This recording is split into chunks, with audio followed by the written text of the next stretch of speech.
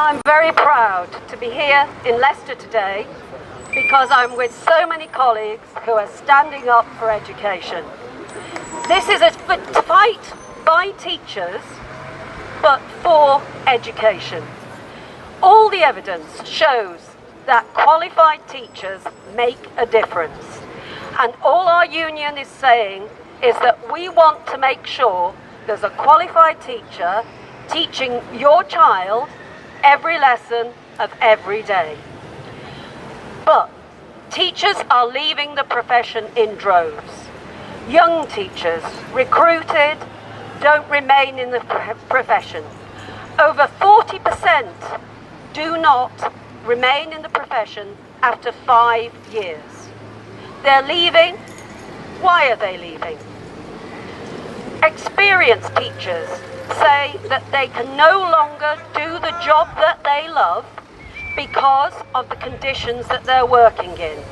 So we're losing experienced teachers, successful teachers, wonderful teachers.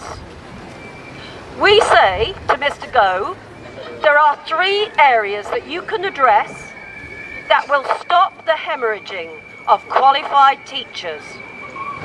We say, pay us a fair rate for the job. Don't mess with a pay scale that has worked for a long time, where experience is rewarded and where everyone knows what everyone else is paid. No secrets, it's transparent. He says, no. We say, make sure that we have a decent pension, that we retire at a time when we're still on top of our profession. He says, no. In fact, in his latest letter, he says that he wants to explore how to make it possible for teachers to work until they're 68. We say 68 is too late. We say reception class teachers cannot teach until they're 68. How can you manage a class of 30 young people in active learning when your health is beginning to fail? How can you be a nursery teacher when you have so many young children who need immediate attention and you're working till you're 68 or 69 or 70? Don't explore how to make that work because it will not work. Address the issue. But most of all, address the issue of workload. It's because of the NUT that the workload diary from 2013 was published. What it shows is a shocking increase in workload. Teachers are working more than 60 hours a week. One young teacher recently said that when he worked out the hours that he was actually working, he was on almost a minimum wage. Now, for a trained professional, that is shocking. Our teachers and the children that they teach deserve better.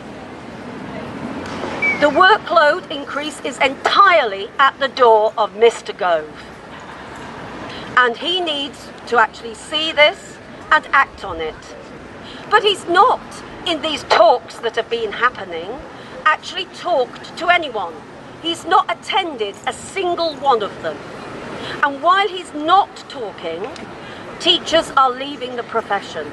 And this is a waste. Our children need qualified teachers. So the NUT asked you to engage with parents. And your stalls have been fantastic.